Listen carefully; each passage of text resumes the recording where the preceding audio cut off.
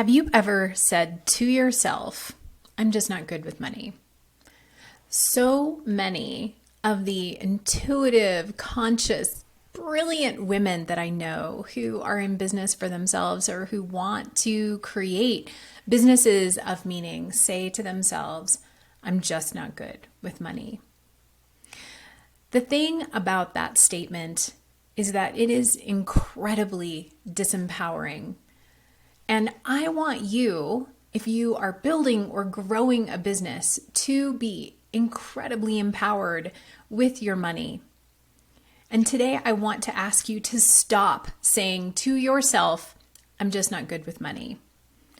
I want you to own what is actually true about you and your money. Saying I'm not good with money is probably not true. It could be that you haven't built the skills. It could be that you haven't developed the habits.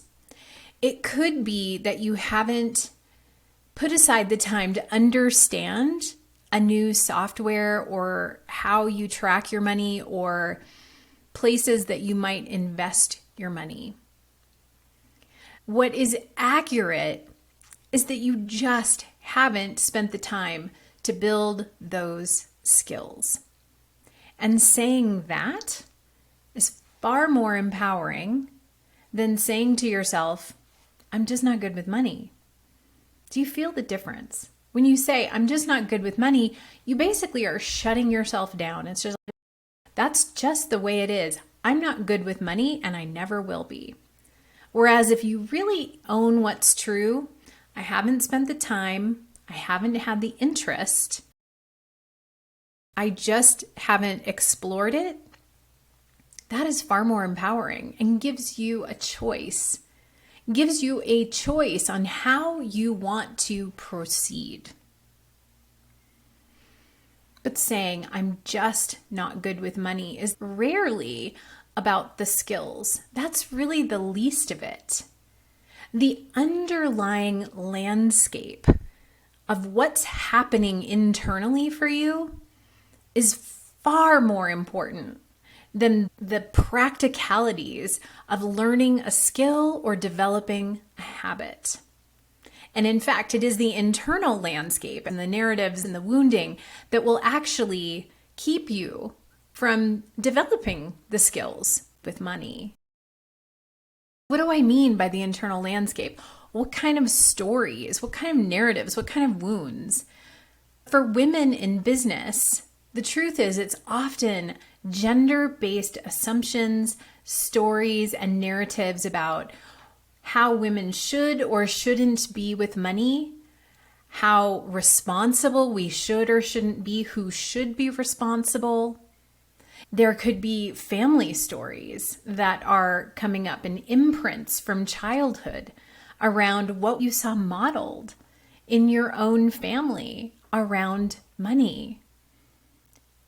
There are infinite ways that our internal narratives and intergenerational family wounding, societal wounding can show up and keep us from taking the action that we need to take to be the kind of people that we want to be with money. I want you to be empowered. I want you to forge the path with money, with earning, with spending and investing. I want you to forge the path that you really want. I want you to define your own future with your finances and how you approach the growth of your business. And a very important step is to stop saying to yourself, or anyone else for that matter, I'm just not good with money. Say what's really true. Either you don't have to and you don't want to, and that's okay. Or you just haven't put the energy into that yet, and you might be willing to. Say what's really true for you, and then make a choice to move forward with your money in the way that really serves you best.